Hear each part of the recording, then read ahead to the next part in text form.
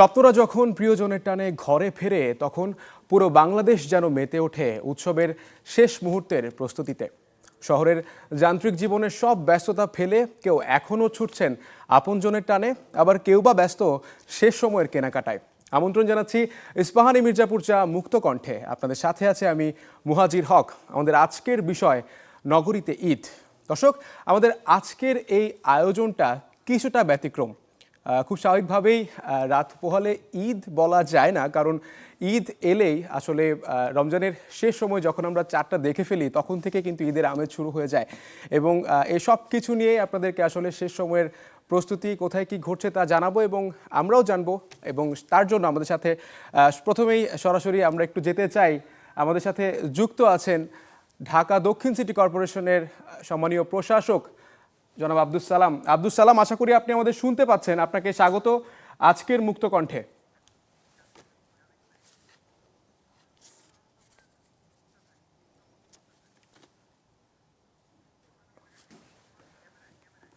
দর্শক, কারিগরি ত্রুটির জন্য সালাম সাহেব হয়তো আমাদের সঙ্গে যুক্ত হননি।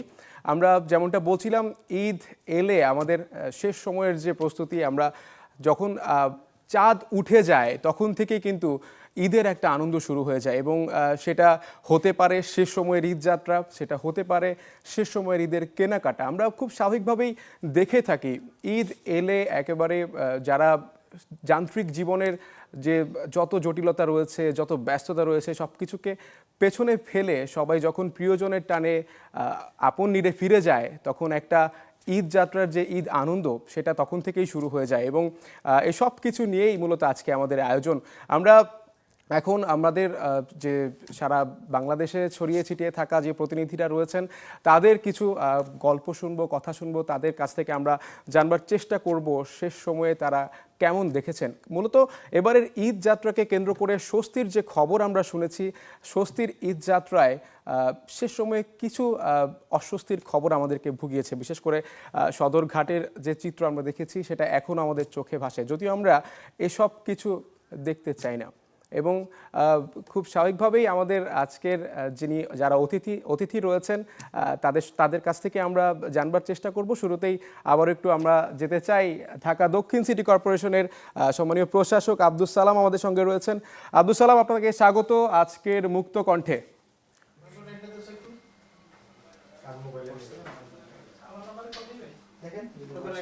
আব্দুস সালাম, আশা করি আপনি আমাদেরকে শুনতে পাচ্ছেন এবং খুব স্বাভাবিকভাবেই আপনার কাছে জিজ্ঞাসাটা থাকবে, এমন দায়িত্ব গ্রহণের পরে আপনার প্রথম ঈদ এবং সেই ঈদকে কেন্দ্র করে আপনি কি কোনো চাপ অনুভব করছেন কিনা, আপনার কোনো ধরনের বিশেষ কোনো প্রস্তুতির খবর আমাদের জানাবেন কিনা?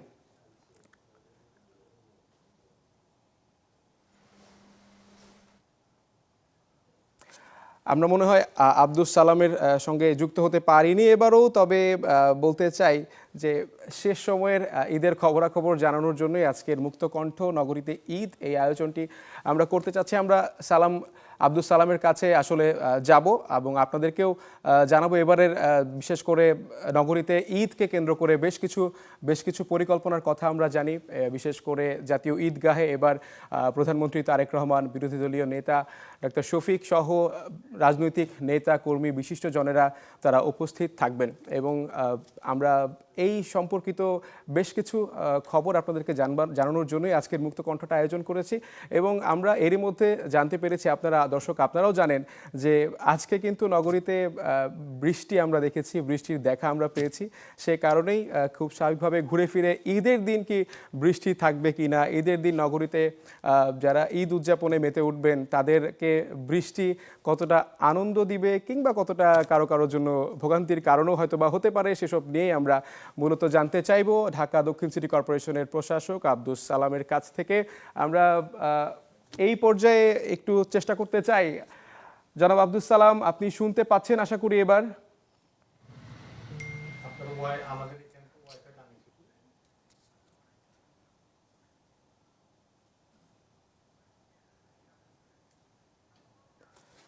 আব্দুস সালামকে আমাদের কারিগরি ত্রুটির কারণে আমরা আব্দুস সালামকে যুক্ত করতে পারছি না। দর্শক, আপনারা অপেক্ষা করতে থাকুন। আমরা আব্দুস সালামের কাছে হয়তো বা আবারও যাব। এবং এবং এ পর্যায়ে একটু আপনাদেরকে জানাতে চাই, আমরা এ পর্যায়ে আপনাদেরকে একটু একটা প্রতিবেদন দেখাতে চাই বাড়িধারা, বিশেষ করে এবারের ঈদ যাত্রার বাড়ি ফেরা নিয়ে যে খবরগুলো রয়েছে সেগুলো একটু আপনাদেরকে দেখাতে চাই। তিলোত্তমা নগরী ছেড়ে শেকড়ের সন্ধানে যাত্রা। ধারণা করা হয় ঈদ যাত্রায় রাজধানী ছেড়েছেন অন্তত ১.৫ কোটি মানুষ। জনসংখ্যার চাপে ধুঁকতে থাকা ঢাকা এখন ভারমুক্ত, নেই চিরচেনা কোলাহল আর যানজট। ঈদ ঘিরে এই নগরের সড়কগুলো সেজেছে বর্ণিল সাজে। এদিকে ফাঁকা ঢাকায় যেন মুক্ত বিহঙ্গের মতো ছোটাছুটি শিশুদের। যান্ত্রিক জীবন ছেড়ে ঈদের আগেই পরিবার নিয়ে ঈদ উদযাপন শুরু করেছেন রাজধানীবাসী। এখন একটু ফ্রিলি বাচ্চা কাচ্চা নিয়ে জাস্ট ঘুরতে বের হয়েছি, মানে খোলা হাওয়ার মধ্যে ভালো লাগছে। নগরে যে এই সুবিধাগুলো থাকা উচিত, এইগুলা যদি মেনটেন করতে পারে আশা করি যে সবাই একটু ভালো ফিল করবে। তো ঢাকাতে আমার বাড়ি, তো যার কারণে আসলে আমার বাইরে যাওয়ার যেই মানে একটা যে মানে বিড়ম্বনা থাকে সেটা আমার নেই। তো যার কারণে আমি এখন ঢাকা শহরকে আসলে নতুনভাবে এনজয় করছি। তবে ঢাকা একেবারে ফাঁকাও নয়, ভিড় এখন বিভিন্ন শপিং মল বা মার্কেটগুলোতে, যেখানে নগরবাসী ব্যস্ত শেষ মুহূর্তের কেনাকাটায়। এদিকে চৈত্রের শুরুতে যেন বৈশাখের রুদ্ররূপ ধরেছে প্রকৃতি। ঝড়ো বাতাসের সাথে মুষলধারে বৃষ্টি শহরকে নতুন স্নিগ্ধতায় স্নাত করছে ঠিকই, তবে দিচ্ছে ঈদ উদযাপন ঘিরে দুশ্চিন্তার বার্তাও। আগামী ২৪ ঘন্টার মধ্যে আগামীকালকের ঈদের দিনটাই পড়ে গেছে। তো এই বৃষ্টিটা আমাদের আগামীকালকে সকাল থেকেই হতে পারে, তবে বর্ষাকালের মতো যে টানা বৃষ্টি হবে সেরকম না, তবে অন্যান্য দিনের তুলনায় পরিমাণে আগামীকালকে একটু বেশি বৃষ্টি হতে পারে।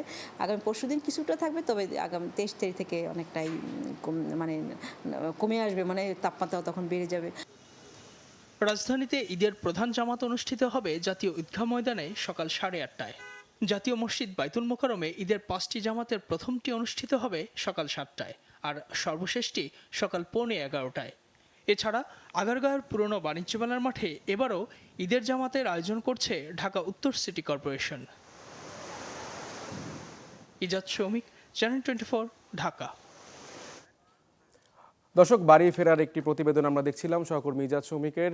এই পর্যায়ে আমরা একটু আপনাদেরকে নিয়ে যেতে চাই টাঙ্গাইলে, বিশেষ করে সেখানকার ঈদ যাত্রার খবর আমরা জানতে চেষ্টা করব। আমাদের সহকর্মী রয়েছেন। মূলত এবারের ঈদ যাত্রাটা সম্পর্কে একটু আপনার কাছে জানতে চাই, খুবই একটু বিস্তারিতভাবেই আপনি একটু জানাবেন ধরুন আমাদেরকে, যে আপনার চোখে এবার গত বছর এবং এই বছরের ঈদ যাত্রার মূল ফারাকটা কোথায় লেগেছে, অব্যবস্থাপনা কোথায় কোথায় আপনি দেখেছেন?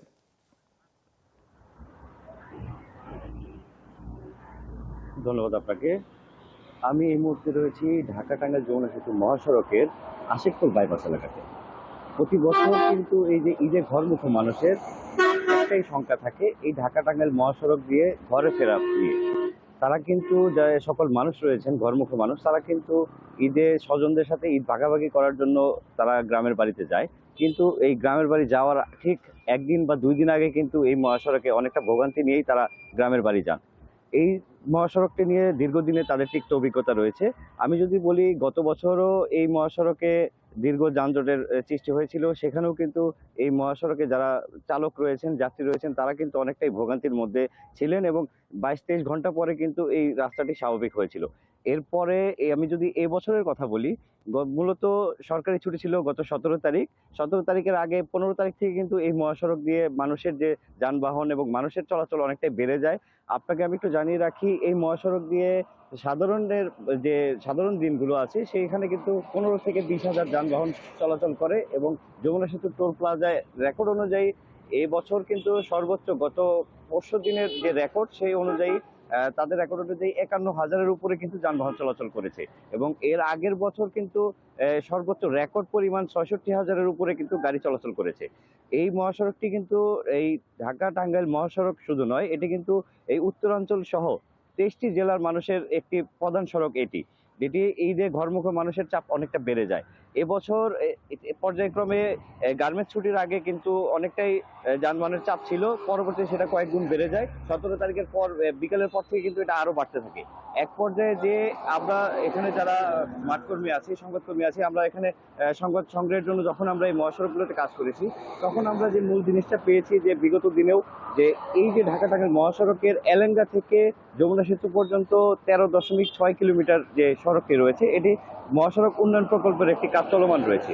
এটি কিন্তু 2022 সালে আব্দুল মোমেন লিমিটেড কোম্পানি এটি পায় এবং তারা কাজ শুরু করেন।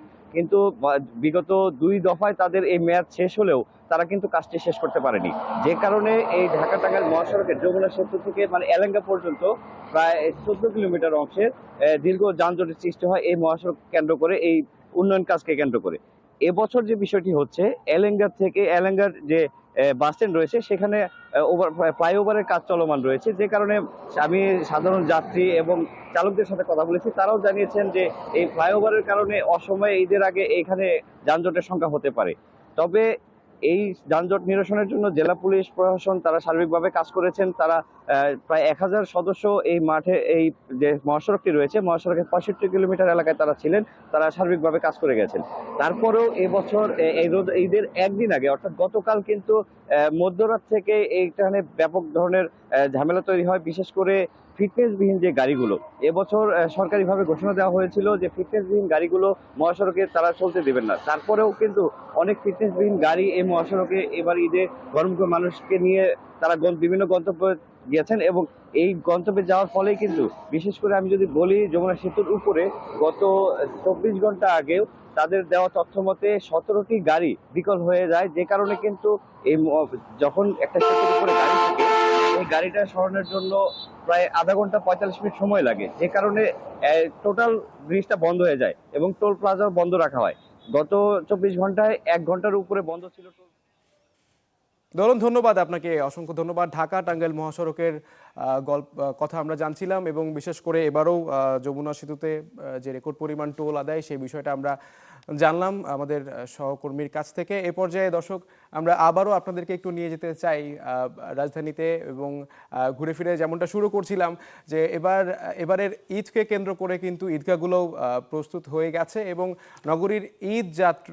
নগরীতে ঈদ পরিকল্পনা আসলে কেমন, এবং বিশেষ করে ঢাকার সিটি কর্পোরেশনগুলো কেমন প্রস্তুতি নিয়েছে সে খবর একটু আপনাদের জানাতে চাই।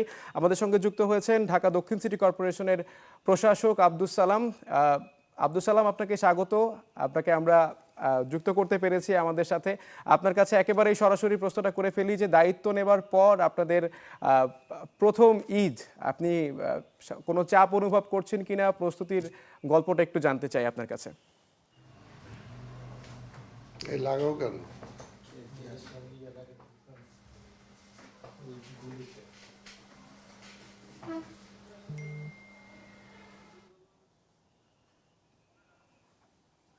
আব্দুস সালাম, আপনি আশা করি শুনতে পাচ্ছেন।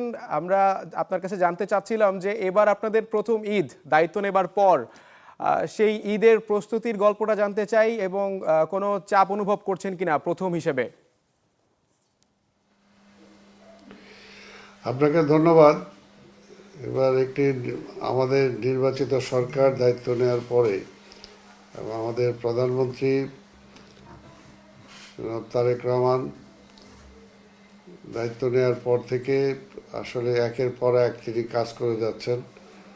যে ঢাকা শহর স্থবির হয়েছিল, সেই ঢাকা শহরকে তিনি সচল করার ব্যবস্থা করেছেন আমাদেরকে দায়িত্ব দিয়ে, এবং তারই অংশ হিসাবে এবারের আমরা দেখতে পাচ্ছি যে ঈদ একটা উৎসব হিসাবে রূপান্তরিত হয়েছে কমপ্লিটলি। এবার রমজানের যে অবস্থা, সেটাও রমজান মানুষ ভালোভাবে সবাই উদযাপন করছে, সবাই পালন করছে। তাই আগামীকালকে আমাদের ঢাকার সিটি কর্পোরেশনের প্রথম জামাত বেলা 8:30টার সময় জাতীয় ঈদগাতে অনুষ্ঠিত হবে। সেখানে মাননীয় প্রধানমন্ত্রী সকলের সাথে সেই জামাতে অংশগ্রহণ করবেন, এবং দেশের বিভিন্ন পর্যায়ের বিভিন্ন শ্রেণীর মানুষ সেখানে অংশগ্রহণ করবেন।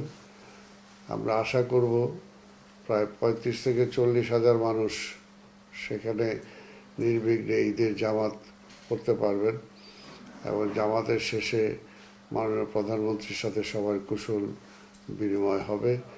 এছাড়াও ঢাকা শহরের বাইতুল মোকাররম সহ বিভিন্ন ওয়ার্ডগুলোতে ঈদের জামাত, বিভিন্ন মসজিদগুলোতে ঈদের জামাত অনুষ্ঠিত হবে। আমরা বিশ্বাস করি যে এবারের ঈদের জামাত মানুষ সুন্দরভাবে স্বতঃস্ফূর্তভাবে নির্বিঘ্নে তারা করতে পারবে, কারো মধ্যে কোনো ভয় ভীতি থাকবে না, যেটা এতদিন ছিল। আব্দুল সালাম, আপনাকে অসংখ্য ধন্যবাদ আমাদের সঙ্গে যুক্ত হবার জন্য। আশা করি নগরীর ঈদ পরিকল্পনা নিয়ে আপনি যে তথ্যগুলো আমাদেরকে দিলেন, নগরবাসীও সেগুলোকে সাদরে গ্রহণ করবে এবং ঈদ উদযাপনে মেতে উঠবে। দর্শক, আপনাদেরকে এই পর্যায়ে নিয়ে যেতে চাই রংপুরের, সেখানে রয়েছেন আমাদের সহকর্মী ফখরুল। আপনাকে দেখতে পাচ্ছি ঈদের যে জমজমাট অবস্থা, সেই অবস্থার খবর যেমন আপনি জানাবেন, ঠিক সেই সাথে আপনার কাছে একটু জানতে চাই যে এবারের ঈদটা রংপুরবাসীর জন্য আসলে কেমন?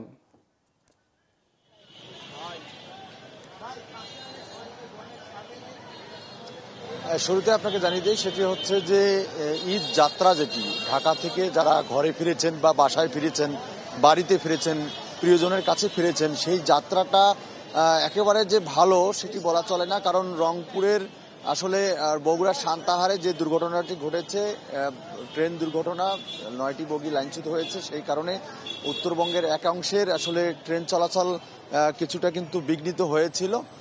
এছাড়া আসলে সড়ক পথে যান চলাচল কিন্তু অতটা ভোগান্তি ছিল না।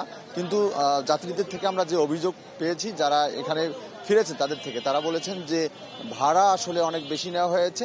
যেখানে ঢাকা থেকে রংপুরের ভাড়া 700 টাকা ছিল, সেখানে 1000 টাকার বেশি কিন্তু তাদেরকে গুনতে হয়েছে। এছাড়া যারা আসলে নগরীতে ফিরেছেন তাদের আসলে ঈদ ভোগান্তি তেমন একটি নেই। আমরা পুরো রমজান মাসে দেখেছি যে শপিং মলগুলোতে আসলে বেচা কেনা জমজমাটভাবে হয়েছে এবং সেখানে আসলে ক্রেতা বিক্রেতাদের আসলে তেমন কোনো হতাশাজনক বক্তব্য আমরা পাইনি। অর্থাৎ ক্রেতারা তারা বেশ বলেছেন যে তারা লাভজনক হয়েছেন এবং যারা বিক্রেতা আছেন তারাও বলেছেন যে তারা আসলে কিছুটা লাভ দিয়ে আসলে বিক্রি করতে পেরেছেন এবং সুষ্ঠুভাবেই কিন্তু বেচা কিনা চলেছে। এবং রংপুর সিটি কর্পোরেশনের পক্ষ থেকে এবং জেলা প্রশাসনের পক্ষ থেকে আসলে যে শৃঙ্খলার ব্যবস্থা নেওয়া হয়েছিল, সেখানে আসলে নগরবাসী সন্তোষ। এবং আগামীকাল যে ঈদের নামাজ অনুষ্ঠিত হবে রংপুর ঈদগাহ কালেক্টরেট মাঠে, সেখানে কিন্তু এবং সকাল 8টায় যে নামাজ হবে সেখানে কিন্তু বড় মাঠে, কালেক্টরেট মাঠে ঈদের জামাত আদায় হবে। সেখানে সব প্রস্তুতি কিন্তু সম্পন্ন হয়েছে এবং যদি কোনো কারণে আবহাওয়া বৃষ্টি হয় তাহলে কিন্তু বিকল্প ব্যবস্থা হিসাবে রংপুর মডেল মসজিদে কিন্তু গ্রহণ করা হয়েছে ব্যবস্থা। এবং এছাড়া রংপুর নগরীর আসলে বিভিন্ন ঈদগাহ মাঠে আসলে সুষ্ঠুভাবে ব্যবস্থা গ্রহণ করা হয়েছে যাতে মুসল্লিরা সুন্দরভাবে ঈদের নামাজ আদায় করতে পারেন এবং কোনো ধরনের যেন আইনশৃঙ্খলা পরিস্থিতি বিঘ্নিত না হয় সেজন্য র্যাব, পুলিশের পক্ষ থেকে কিন্তু সার্বিক নিরাপত্তা ব্যবস্থা গ্রহণ করা হয়েছে। এবং 2 দিন আগে আমরা দেখেছি যে সাংবাদিক সম্মেলন তারা করে জানিয়েছেন যে তারা আসলে 4 স্তরের নিরাপত্তা জোরদার করেছেন। বিশেষ করে যারা ঢাকা থেকে নগরে ফিরেছেন, বাড়িতে ফিরেছেন, তারা যেন কোনো ধরনের হয়রানির শিকার না হয় এবং গাড়ি থেকে নামার পরে তারা যেন কোনো ধরনের হয়রানির শিকার না হয় এবং চাঁদাবাজের খপ্পরে না পড়ে মলম পার্টির খপ্পরে না পড়ে, সেজন্য আইনশৃঙ্খলা রক্ষাকারী বাহিনীর সদস্যরা কিন্তু তৎপর ছিলেন এবং একেবারে ঈদের নামাজ আদায় পর্যন্ত কিন্তু তৎপর আছেন। এবং ঈদের নামাজের পরে যে নগরবাসী এবং রংপুরবাসী যে বিনোদন পার্কগুলোতে যাবে, রংপুরে কিন্তু বিভিন্ন বিনোদন পার্ক রয়েছে, চিড়িয়াখানা থেকে শুরু করে রংপুর তাজহাট, চিকলি পার্ক, ভিন্ন জগৎ এবং বিভিন্ন পার্ক রয়েছে, সেখানে যেন তারা তাদের ঈদ উদযাপনটা সুন্দরভাবে করতে পারে এবং বিনোদন পার্কে পরিবার নিয়ে যেন ঘুরতে পারে, সেজন্যও কিন্তু পূর্ব প্রস্তুতি গ্রহণ করা হয়েছে। আইনশৃঙ্খলা রক্ষাকারী বাহিনীর সদস্যরা কিন্তু সেই সংবাদ সম্মেলনও করেছেন এবং তারা তৎপর রয়েছেন। পার্কগুলোতে কিন্তু যথাযথ আইনশৃঙ্খলা বাহিনীর সদস্যরা উপস্থিত থাকবেন, মোতায়েন থাকবেন, তারা নিরাপত্তা দেবেন যেন দর্শনার্থীদের কোনো ধরনের সমস্যায় পড়তে না হয়, ভোগান্তিতে পড়তে না হয়, তারা সুন্দরভাবে যেন ঈদটি পালন করতে পারে। এছাড়া বিষাদের কিছু চিত্র আছে, যেমন ঢাকা থেকে রংপুর আসার পথে রংপুরের কাউনিয়ার একই পরিবারের 4 জন সড়ক দুর্ঘটনায় নিহত হয়েছেন। সেখানে সেই পরিবারে এবং সেই গ্রামে কিন্তু শোকের ছায়া বিরাজ করেছে। আমরা সেখানে কথা বলেছি, তারা বলেছেন যে বরাবরের মতোই যে সড়কে আসলে ওভারটেকিং এবং ড্রাইভারের এবং গাড়ির লক্ষ্যঝক্কর গাড়ির কারণে এই দুর্ঘটনাটা ঘটে থাকে এবং তারা আশা করছেন পরবর্তীতে এরকম দুর্ঘটনা ঘটবে না। অসংখ্য ধন্যবাদ। দর্শক, আপনাদেরকে একটু নিয়ে গিয়েছিলাম আমরা রংপুরে, সেখান থেকে রংপুরের ঈদ যাত্রা, ঈদে ঘরে ফেরা, রংপুরবাসী বিশেষ করে ঢাকা উত্তরবঙ্গের যে খবর সেগুলো আমাদেরকে জানাচ্ছিলেন আমাদের সহকর্মী। এ পর্যায়ে আমরা একটু আপনাদেরকে নিয়ে যেতে চাই মুন্সিগঞ্জে। বিশেষ করে আপনারা জানেন যে পদ্মা সেতু হয়ে যাবার পর মুন্সিগঞ্জের যারা রয়েছেন এবং বিশেষ করে দক্ষিণবঙ্গের যারা রয়েছেন তারা একটা বিশাল সুবিধা পেয়ে থাকেন, এবং সেই খবরটা একটু আপনাদেরকে জানাতে চাই। এবং আমাদের সাথে আমাদের সহকর্মী যুক্ত হয়েছেন এরই মধ্যে। একটু জানতে চাই আপনার কাছে, এবারের ঈদযাত্রাটা আপনার চোখে কেমন ছিল? এবং আমরা এবারেও দেখলাম পদ্মা সেতুতে রেকর্ড পরিমাণ টোল আদায়। সব মিলিয়ে আপনি কেমন দেখেছেন? মহাজির, গত 16 তারিখ থেকে আজ রাত 10টা পর্যন্ত কিন্তু পদ্মা সেতুতে প্রায় 1,60,000-এর বেশি যানবাহন পারাপার হয়েছে। এতে করে কিন্তু সেতু কর্তৃপক্ষ প্রায় 18.5 কোটি টাকার বেশি টোল আদায় করেছে। এতে বোঝাই যায় আসলে কর্মব্যস্ত নগরীর রাজধানী ছেড়ে মেঠো পথের টানে, শেকড়ের টানে কত লক্ষ মানুষ আসলে প্রমত্তা পদ্মা পার হয়ে গেছে। ঈদ কিন্তু আসলে মানুষের কাছে একটি আবেগের জায়গা। ঈদে বাড়ি ফেরার সেই আবেগঘন মুহূর্তটাকে স্মরণীয় করে রাখতে আমরা দেখেছি যে পদ্মা পাড়ে এই যে বাঁধ ভাঙা মানুষের একটি ঢল, সেটি থামানোর মতো সাধ্য কিন্তু নেই কারো, এমন একটি পরিবেশ কিন্তু সেখানে বিরাজ করেছে। গত কয়েকদিনের তুলনায় আজকে কিন্তু যানবাহনের চাপ কিছুটা কম ছিল ঢাকা মাওয়া এক্সপ্রেসওয়েতে, তুলনামূলকভাবে স্বাভাবিক সময়ের চাইতেও কম। তবে অন্যান্য দিনগুলোতে কিন্তু আমরা দেখেছি যে সড়কে যানবাহনের যে উপস্থিতি সেটি একেবারে চোখে পড়ার মতো ছিল। বিশেষ করে 2 চাকার বাহন মোটরসাইকেলে করে কিন্তু আমরা দেখেছি যে পরিবারের ছোট ছোট শিশুদেরকে নিয়ে, নারী সদস্যদেরকে নিয়ে কিন্তু মানুষ আসলে রাজধানী ছেড়ে গ্রামের পথে গেছেন। অনেকেই আমরা দেখেছি যে ঈদের জন্য যে নতুন পোশাক কিনেছেন সেই পোশাক পরে কিন্তু অনেকে উৎসব মুখর ভাবে গেছেন, এবং উৎসবের যে উচ্ছ্বাস সেটি কিন্তু তাদের চোখে মুখে আমরা দেখতে পেয়েছি। অন্যান্য বছরের তুলনায় এই বছর কিন্তু বিকল্প সব ব্যবস্থা ছিল, এবং আইন শৃঙ্খলা বাহিনীর সদিচ্ছা কিংবা তাদের যে তৎপরতা সেটি যে একটি সুন্দর ঈদ যাত্রা উপহার দিতে পারে সেটি কিন্তু এবার প্রমাণ হয়েছে। কেননা ঢাকা মাওয়া এক্সপ্রেসওয়েতে যেখানে সড়ক দুর্ঘটনা নিত্যদিনের ঘটনা, সেখানে প্রায় 1,60,000-এর বেশি যানবাহন পারাপার হয়েছে এই সড়কে, তবুও কিন্তু একটাও অনাকাঙ্ক্ষিত দুর্ঘটনার কোনো খবর নেই। এবার ঈদ যাত্রায় আসলে আমরা আইন শৃঙ্খলা বাহিনীর যে উপস্থিতি কিংবা প্রতিটি মোড়ে মোড়ে চেকপোস্ট বসিয়ে যানবাহনের গতি নিয়ন্ত্রণের চেষ্টা করা, চালকদের সতর্ক করার যে একটি চিত্র দেখেছি, আমরা কিন্তু বিগত সময়গুলোতে এরকম দৃশ্যটি দেখিনি। তো যারা ঈদে বাড়ি ফিরেছেন তারা কিন্তু প্রত্যাশা রেখেছেন ফিরতি পথেও যদি এই ধরনের ব্যবস্থা কিংবা তৎপরতা অব্যাহত থাকে তাহলে কিন্তু তারা আবার পরিবার প্রিয়জনের সাথে সুষ্ঠুভাবে বা সুন্দরভাবে ঈদটি উদযাপন শেষে আবার রাজধানীতে কর্মস্থলগুলোতে ফিরতে পারবেন। তাই তারা কিন্তু সেই তাগিদটি দিয়েছেন। তো আমরা দেখেছি যে পদ্মা সেতু থেকে ঢাকা মাওয়া এক্সপ্রেসওয়ের বিভিন্ন পয়েন্টে কিন্তু 181টির বেশি সিসিটিভি ক্যামেরায় কিন্তু পুরো পরিস্থিতিটি পর্যবেক্ষণ করা হয়েছে।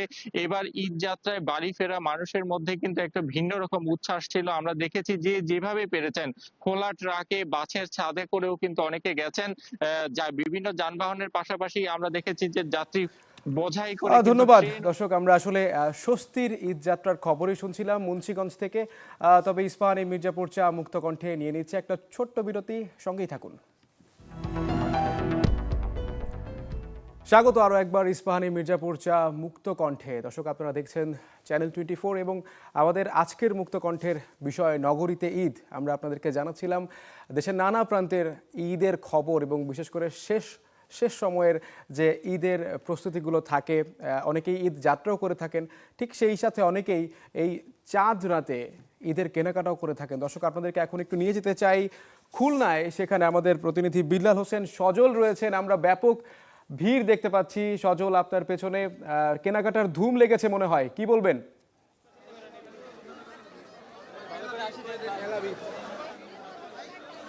মুহাজির, একেবারেই শেষ মুহূর্তে ঈদের যে কেনাকাটা বেচাকেনা সেটা কিন্তু চলছে, এবং ঈদের যে উৎসব বা আনন্দ সেটা কিন্তু ঈদের মধ্যে শুরু হয়ে গেছে। আমরা দেখছি যে খুলনার যে ডাক বাংলো মোড়ের এখানে একসাথে 3 থেকে 4টি মার্কেট একত্রিত হয়েছে। আপনি দেখতে পাচ্ছেন প্রচুর পরিমাণ ভিড়, মানুষের যে উপচে পড়া ভিড় সেটি দেখা যাচ্ছে। ঈদ উপলক্ষে কিন্তু সকলেই যে নিজেকে একটু বর্ণিল সাজে সাজাতে চান, সেই সাজের অনুষঙ্গ হিসেবে আমরা দেখছি অনেকেই সব বয়সের মানুষই এই মার্কেটগুলোতে এসেছেন। অনেকে জুতো কিনছেন, ভারী পোশাক কিনছেন, পাশাপাশি প্রসাধনীও কিনছেন। নারীরা এসেছেন, নানা বয়সের মানুষ দেখতে পাচ্ছি। বিশেষ করে অভিভাবকরা শিশুদের সাথে নিয়ে এসেছেন, তারাও তাদের যে সন্তানদের ঈদটাকে ভাগাভাগি করে নিতে চাচ্ছেন। আমরা দেখতে পাচ্ছি একজন তার বাচ্চাকে নিয়ে এসেছেন। কে কে এসেছেন? আমি, আমার ওয়াইফ এবং আমার বাচ্চা সহ। কি কি কিনলেন? এখন কিছু কেনা হয়নি, মাত্র আসলাম। কোথা থেকে আসছেন? আমি মূলত চট্টগ্রাম থেকে আসছি। আচ্ছা, মূলত এই যে মার্কেটটি, এই জায়গাটিতে খুলনার প্রাণকেন্দ্র ডাকবাংলো, খুলনা শহরের বিভিন্ন এলাকা থেকে তো এখানে আসেই, পাশাপাশি পার্শ্ববর্তী যে উপজেলাগুলো রয়েছে সেই উপজেলাগুলো থেকেই এখানে লোকজন কেনাকাটা করতে আসে। এখানে পাইকারিও যেমন পাওয়া যায়, খুচরা পর্যায়েও নানা ধরনের যে প্রসাধনী থেকে শুরু করে জুতা, স্যান্ডেল, পোশাক সেগুলো কিন্তু কিনছেন। বিশেষ করে আমরা বিভিন্ন বিক্রেতার সাথে কথা বলছি, তারা যেটি বলছেন রোজার 15 রোজার আগে কেনাকাটা একটু কম থাকলেও 15 রোজার পর থেকে কিন্তু যে কেনাকাটা সেটি কিন্তু বেড়েছে। বিশেষ করে এই শেষ 4 থেকে 5 দিন সেই বেচাকেনাটা অনেক বেশি বেড়েছে। এবং যেটি বলা যাচ্ছে যে এবার নারীদের যে পছন্দের পোশাক, অনেকেই দেখছি যেটা বলছে যে ফার্সি, গারারা, পাকিস্তানি লন, বিভিন্ন ড্রেস তারা কিন্তু কিনছে। বিশেষ করে শেষ মুহূর্তে মেহেদির একটি চাহিদা সেটাও দেখা যাচ্ছে। এবং আমরা কথা বলছি অনেকের সঙ্গে, বরাবরই যেই অভিযোগটি থাকে যে পোশাকের দাম একটু বেশি, সেই দামের অভিযোগ থাকলেও তারা যেটি বলছেন ঈদের আনন্দ তারা কিন্তু ভাগাভাগি করতে কম বেশি যাই হোক সকলেই কিন্তু এই যে ঈদের উৎসবটিকে বরণ করে নিতে তারা এই মার্কেটগুলোতে এসেছেন এবং তাদের পছন্দের পোশাকগুলো কিন্তু কিনছেন। তো মুয়াজ্জির, সব মিলে আমার কাছে খুলনা থেকে ঈদ কেনাকাটার এই ছিল। সজল, আপনাকে ধন্যবাদ। আমরা খুলনার ঈদের কেনাকাটার খবর জানছিলাম, দেখলাম বেশ ভালোই জমে উঠেছে সে সময়ের কেনাকাটা। এবার একটু আপনাদেরকে দর্শক একটু চট্টগ্রাম নিয়ে যেতে চাই, বাংলাদেশের বাণিজ্যিক রাজধানী। সেখানে আমাদের প্রতিনিধি রনি দত্ত রয়েছেন। রনি, একটু জানতে চাই আপনার কাছে, আমরা খুলনায় দেখলাম ব্যাপক ঢল, আপনি কোথায় আছেন, সেখানে ঈদের কেনাকাটা কেমন দেখছেন, শেষ সময়ে ঈদের আমেজটা কতটা চট্টগ্রামে? আমি এখন আছি চট্টগ্রামের যেসব শপিং মহলগুলো রয়েছে সেসব শপিং মলের মধ্যে কোহিনূর একটি শপিং মল, যেটা খুবই সম্প্রতি সেটি চালু হয়েছে। তো আমি যদি একটু মানুষের ভিড় দেখাই, আসলে চাঁদ রাত বলে একটি কথা রয়েছে এবং চাঁদ রাতে মানুষের যে ভিড় এখন বাজে 11:30 এবং মানুষের যে ভিড় সেটি কিন্তু প্রতিনিয়ত বাড়ছে। আমি যদি একটু দেখানোর চেষ্টা করি, আপনি দেখছেন যে এই শপিং মহলটিতে মানুষ আসছে এবং তাদের যে কেনাকাটা, ঈদের যে কেনাকাটা, সেই কেনাকাটাটা তারা কিন্তু করছেন। তাদের কাছ সাথেও আমরা হয়তো কথা বলবো, তাদের অভিব্যক্তিগুলো জানতে চাইবো, তার কেনাকাটার বিষয়গুলো হয়তো জানতে চাইবো। তবে আমি আপনাকে বিষয়টা এই যে মানুষের যে স্রোত, সেটি এর স্রোতটা কিন্তু চট্টগ্রামের বিভিন্ন যে শপিং মহলগুলো রয়েছে এবং বিপণী বিতানগুলো রয়েছে সেখানেও আমরা কিন্তু একই রকম যে স্রোত সেটি আমরা লক্ষ্য করেছি। বিশেষ করে চট্টগ্রামের মানুষ যারা আছেন, যারা এখানে বসবাস করেন, অর্থাৎ গ্রামে হয়তো যান না, শহরে বসবাস করেন, তারা এই শেষ মুহূর্তের কেনাকাটাটা আসলে তারা করতে চান এবং তারা অপেক্ষা করেন এই চাঁদ রাতের জন্য। চাঁদ রাতে বিভিন্ন সময় তারা যেটি আসে এখানে কেনাকাটা করতে আসেন এবং কেনাকাটা করে তারা এখানে তাদের যে ঈদের যে পোশাক সেটি কিন্তু তারা বাছাই করেন এবং সেটি তারা কিনে তারা নিয়ে যান। আমরা হয়তো একটু কথা বলতে চাইবো যারা এখানে কেনাকাটা করতে আসছেন বা অনেকেই কেনাকাটা করেন। আপনি এখানে কেনাকাটা করতে এসছেন, একটু আমাকে বলবেন আসলে আপনারা কি ধরনের পোশাক চাচ্ছেন বা ঈদের একেবারে শেষ সময়টার মধ্যে আপনারা এসে যাত্রাটা একটু বলবেন?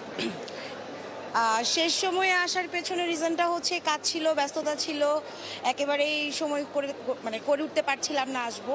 তো আগামীকাল ঈদ, সো বাচ্চাকে নিয়ে চলে আসলাম। ছোটোখাটো আরও অনেক কিছু বাকি আছে, ম্যাক্সিমাম তো আগেই রান হয়ে গেছে। সো যেগুলো বাকি আছে ওগুলো একটু দেখে শুনে নিয়ে আজকে দিনটা শেষ করা আর কি। এবারের ঈদের যে পোশাক, তার দরদামটা কেমন বা কোয়ালিটি কেমন বা নতুন কোনো ডিজাইন এসে কিনা আপনাদের, আসলে যেহেতু আপনারাই সবচেয়ে বেশি এই বিষয়গুলোকে নজর রাখেন, একটু যদি বলেন। এবারে আমরা যেটা দেখলাম, চট্টগ্রাম শহরে যেহেতু কোহিনূরটা আসলে নতুন, এখানে একটু দামটা বেশি। ওরা মাত্র ওপেনিং করলো এবং বেশ সুন্দর করে এবং অনেক ইন্টারন্যাশনাল ব্র্যান্ডও এখানে আছে। সো দামটা এখানে একটু বেশি, বাট এখানকার কালেকশনটা ভালো। আর আদার্স যেগুলো জায়গায় আমরা শপিং করলাম, দেখলাম যে কালেকশনের সাথে সাথে দামটাও বেশ রিজনেবল আছে। সো ওইগুলোতে আমাদের মনে হয় যারা একটু বাজেট ফ্রেন্ডলিতে শপিং করতে চান তারা একটু ওদিকে ঝুঁকেছে, আর মানুষজন এখানে অবশ্যই এসছে দেখার জন্য। আর আমি জানি না এখান থেকে কতটুকুন শপিং করেছে, আমি তো কম করেছি এখান থেকে। ধন্যবাদ আপনাকে। আমরা আরো হয়তো কয়েকজনের সাথে একটু কথা বলতে চাইবো, তা যে শপিং করছেন বা করে গেছেন। আমরা একটু আপনার সাথে একটু কথা বলতে চাই। আপনারা এখানে শপিং করেছেন, কেমন এই চাঁদ রাতের আসলে এই বাজারটা কেমন, কেনাকাটাটা কেমন করছেন একটু যদি বলতেন। মাশাল্লাহ করছি, আমরা অলরেডি বিভিন্ন ধরনের প্রোডাক্ট ক্রয় করছি। মাশাল্লাহ কোহিনূর এটা অনেক ভালো, আমরা অনেক ভালো ফেসিলিটি পাইছি। ইনশাল্লাহ আমরা নেক্সট টাইম আসবো ইনশাল্লাহ। সবকিছু ফেসিলিটি সবকিছু ভালো। চাঁদ রাতে কেন আসছেন ভাই? এখন আজকে রাতে এত কেন আসেন? এই পুরো মাসটা তো আসলে সময় ছিল। হ্যাঁ, আজকে অলরেডি স্পেশাল ডিসকাউন্ট চলতেছে, সো দ্যাটস ওয়াই আমরা আসছি ক্রয় করার জন্য এখানে। ধন্যবাদ আপনাকে। আপনি শুনছিলেন আসলে এই সময়টা অনেক সময় ডিসকাউন্ট চলে বা এই সুযোগটা আসলে নেওয়ার চেষ্টা করেন গ্রাহকরা। তবে তাদের যে পছন্দের যে পোশাকটা যেটি পরে তারা আগামীকাল ঈদ পালন করবেন বা ঈদের যে সময়টুকু কাটাবেন সেটি যাতে আনন্দময় হয় সেই প্রত্যাশা নিয়ে আসলে তারা এখানে আসছেন, কেনাকাটা করছেন। এই চট্টগ্রামে চাঁদ রাতের যে কেনাকাটা সেটি কিন্তু আসলে চলছে, খুব জমজমাটভাবেই চলছে এবং সেটি চলবে প্রায় একেবারে ভোর পর্যন্ত। তো এই ছিল এখানকার সবশেষ অবস্থা। রনি, ধন্যবাদ আপনাকে। দর্শক, আমরা শুনছিলাম খুলনা এবং চট্টগ্রামের ঈদের শেষ সময়ের কেনাকাটার খবর। আসলে সারা বাংলাদেশের চিত্রটা এমন, চাঁদ রাত বলে যে উদযাপনটা হয়ে থাকে সেই উদযাপনের অন্যতম একটা উপলক্ষ কিন্তু থাকে কেনাকাটা, শেষ সময়ের কেনাকাটা। কেউ কেউ একটু কমে পাওয়ার জন্য যান, আবার কেউ কেউ একটু দেখতে যান, ঘুরতে যান, যাচাই করতে যান যা ঈদের জন্য কিনলো সেটা কতটা ভালো ছিল। এই সব কিছুর জন্যই ঈদের এই শেষ সময় এত ভিড় সাধারণত আমরা দেখে থাকি।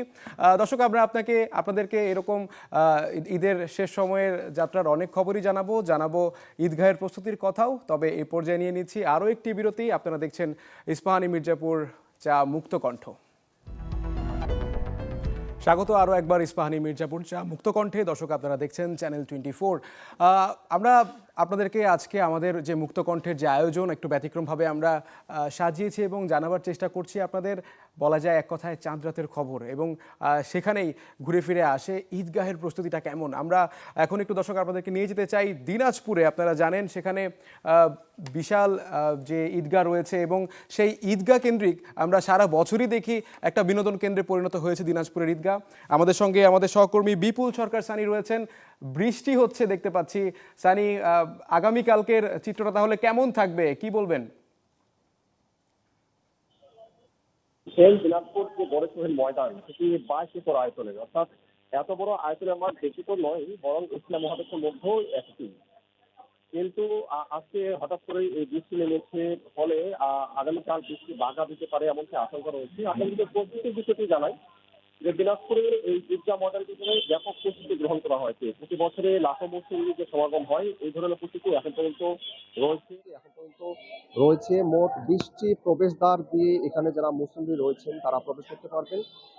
আর সয়ে রাখা হয়েছে সেগুলোতে। একই সাথে কোনো মুসলিমকে আসলে তারা সন্দেহের মধ্যে পড়লে তাদেরকে তল্লাশি করা হবে এমন একটি বিষয় রাখা হয়েছে, এবং মুসলিমরা যাতে করে নির্বিঘ্নে শান্তিপূর্ণ পরিবেশে এখানে নামাজ আদায় করতে পারেন সেজন্য গত কয়েকদিন ধরে এখানে কার্যক্রম চলছে। এখানে কাতার দাগ দেওয়া হয়েছে সাদা দাগ দিয়ে। একই সাথে ওজুর ব্যবস্থা রাখা হয়েছে। সব ধরনের মুসলিমদের যদি কোনো সমস্যা হয় সেই জন্য মেডিকেল টিমও গঠন করা হয়েছে। এখানে মেডিকেল টিমও রাখা হয়েছে। তাৎক্ষণিকভাবে কারো কোনো ধরনের সমস্যা হলে আসলে তারা যেন প্রয়োজনীয় পদক্ষেপ নিতে পারেন। কিন্তু আরেকটা বিষয় যদি জানাই যে দিনাজপুরের যে পুলিশ সুপার তিনি আমাদেরকে যদি জানিয়েছেন যে ব্যাপক প্রস্তুতি গ্রহণ করেছে, 3 স্তরের নিরাপত্তা ব্যবস্থা গ্রহণ করা হয়েছে যাতে করে কোনো ধরনের বিঘ্নিত ঘটনা না ঘটে। একই সাথে ওয়াচ টাওয়ার রয়েছে, এখানে সিসি ক্যামেরা রয়েছে যাতে করে সার্বক্ষণিক এই মাঠটি পর্যবেক্ষণ করা যায়। একই সাথে ড্রোন রয়েছে, ড্রোনের মাধ্যমে এই মাঠটি পর্যবেক্ষণ করা যাবে। এবং প্রতিটি কাতারে এখানে সাদা পোশাকে এখানে আইন শৃঙ্খলা বাহিনীর সদস্যরা মোতায়েন থাকবেন যাতে করে কোনো ধরনের বিশৃঙ্খল ঘটনা না ঘটে। একই সাথে যে ট্রাফিকিং ব্যবস্থা সেই ট্রাফিক ব্যবস্থাটাকে ঢেলে সাজানো হয়েছে। একেবারে কোনো ধরনের রাস্তায় কোনো ধরনের কোনো সমস্যা যাতে করে না হয় সেজন্য প্রতিটি মনে মনে ট্রাফিক থাকবে এমন একটি ব্যবস্থা রাখা হয়েছে। এবং এই ঈদগাহ মিনারের পাশে আশেপাশে যে রাস্তাগুলো সেই রাস্তাগুলোতেও আইন শৃঙ্খলা বাহিনীর টহল জোরদার থাকবে এমনটি আমাদেরকে জানানো হয়েছে। এবং এখানে যারা মুসল্লি রয়েছেন তাদের সাথেও আমরা কথা বলেছি, তারা যেটি জানিয়েছে যেহেতু অনেক বড় একটি ঈদগাহ ময়দান এবং এখানে প্রতি বছরের ন্যায় এবারও তারা ঈদগাহ ময়দানে নামাজ আদায় করতে আগ্রহী এবং তারা যেটি বলছেন যে বড় জামাতে নামাজ আদায় করলে তাদের সওয়াবের মাত্রাটা বাড়ে, এটি তারা বলছেন। একই সাথে আমরা গত কয়েক বছর ধরে দেখেছি এখানে 2017 সাল থেকে এখানে ঈদের নামাজ আদায় করা হচ্ছে এবং এই 17 সাল থেকে পরের থেকে দেখেছি যে দিনাজপুর, ঠাকুরগাঁও, পঞ্চগড়, নীলফামারী এগুলো তো রয়েছেই, পাশাপাশি দেশের বিভিন্ন স্থান থেকে এখানে ধর্মপ্রাণ মুসল্লিরা এখানে অংশগ্রহণ করেন। একই সাথে গত বছরে আমরা দেখেছি যে পার্শ্ববর্তী দেশ ভারত থেকেও এখানে মুসল্লি এখানে নামাজ আদায় করেছেন। মোটামুটি ভাবে এই যে ঈদগাহ ময়দান, এই ঈদগাহ ময়দানের যে সুনাম সেটি কিন্তু ছড়িয়ে গেছে সারা দেশ জুড়েই। যদিও আজকে হঠাৎ করে সন্ধ্যা থেকে মেঘাচ্ছন্ন আকাশ এবং কিছুক্ষণ আগে একটু ঝড় হয়েছে এখানে। মোটামুটি বৃষ্টি হচ্ছে, এখন পর্যন্ত বৃষ্টি হচ্ছে। আমরা আসলে মাঠে যেতে পারিনি। মাঠের যে অবস্থাটা সেই অবস্থাটা এখন পর্যন্ত যারা এখানে মুসল্লি রয়েছেন তারা বলছেন যে যদি বৃষ্টির পরিমাণটা আসলে এইভাবেই থাকে তাহলে আগামীকালে সুন্দরভাবেই তারা ঈদের যে নামাজ সেই নামাজটা আদায় করতে পারবেন। ওয়াজির।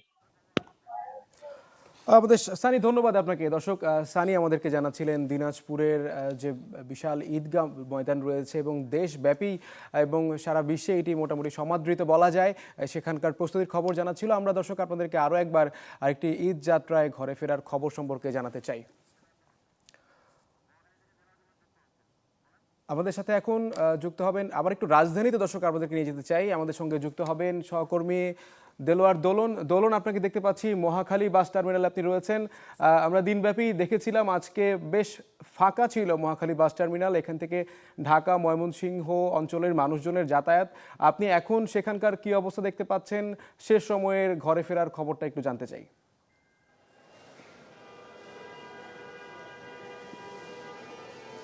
মহাজির, শেষ সময়ে এসে যাত্রীদের যারা ঘরে ফিরছেন, বাড়ি যাচ্ছেন, তাদের যে উপচে পড়া ভিড় সেটি কিন্তু আমরা আজকে এসে দেখিনি। আমি এই মুহূর্তে রয়েছি রাজধানীর মহাখালী বাস টার্মিনালে। অনেকটাই ফাঁকা, অর্থাৎ বলা চলে যারা বাড়ি যাওয়ার উদ্দেশ্যে এরই মধ্যে যারা চিন্তা করেছেন কিংবা যারা বাড়ি যাওয়ার ছিলেন তারা এরই মধ্যে কিন্তু অনেকে চলে গেছেন।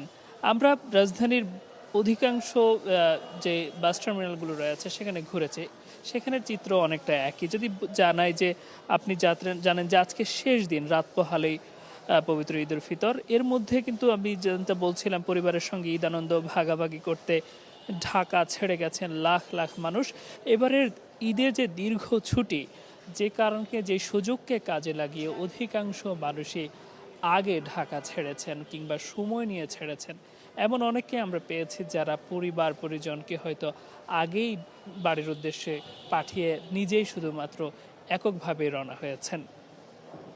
আরেকটি বিষয় যদি জানাই যে আপনার কাউন্টারগুলোতে এসে আমরা যেমনটা জানছিলাম, কাউন্টারের একই সঙ্গে পরিবহন শ্রমিক, পরিবহনের সাথে সংশ্লিষ্ট, তারা বলছিলেন যে শেষ সময়ে এসে আসলে যাত্রীদের তীব্র সংকট বলা যেতে পারে হয়েছে। অনেক ক্ষেত্রে দূরপাল্লার অনেক বাস আমরা দেখছিলাম যে যাত্রী সংকটের কারণে তারা অনেক সিট খালি রেখে ছেড়ে যাচ্ছেন নির্ধারিত গন্তব্যে। আরেকটি বিষয় যদি বলি যে আজকের ঢাকা, শেষ সময়ের ঢাকার চিত্র যদি বলি, সড়কগুলো একেবারে ফাঁকা হয়ে আছে। পুরো ঢাকায় একদম এক ভিন্ন আমেজ, ভিন্ন রূপ ধারণ করেছে। যেমনটা সাধারণত ঢাকার চিত্র আমরা এমনটা দেখি না। সব মিলিয়ে বলা যায় যে এবারের যে ঈদ যাত্রা সে সময় এসে অনেক ক্ষেত্রে কমেছে। একই সঙ্গে আমরা এই ছিল রাজধানীর যে ঈদ যাত্রা এবং সার্বিক পরিস্থিতি, এই ছিল আমার কাছে থাকা সবশেষ তথ্য। দোলন, আপনাকে ধন্যবাদ। দর্শক, রাজধানীর মহাখালী থেকে আমাদের সঙ্গে যুক্ত হয়েছিলেন সহকর্মী দোলন। আমরা আপনাদেরকে ঈদের বিশেষ খবরগুলোই জানাচ্ছিলাম এবং ঈদ জামাতের অন্যতম উপলক্ষ যে ঈদগাহ ময়দান, তার খবর যেমন দিনাজপুরে শুনছিলাম, এখন আমরা একটু আপনাদেরকে কিশোরগঞ্জ নিয়ে যেতে চাই এবং বিখ্যাত যে জামাত হয়ে থাকে শোলাকিয়া ঈদগাহ ময়দানে, সেখানকার খবর জানবো। সহকর্মী সুলতান মাহমুদ কনিককে দেখতে পাচ্ছি। কনিক, একটু আপনি জানাবেন যে বেশ দিনাজপুরে যেমন দেখলাম যে বৃষ্টি হচ্ছে, কিশোরগঞ্জের আবহাওয়াটা কেমন এবং স্বাভাবিকভাবেই একটা ঐতিহাসিক একটা ময়দান আপনি কেমন দেখলেন? কনিক।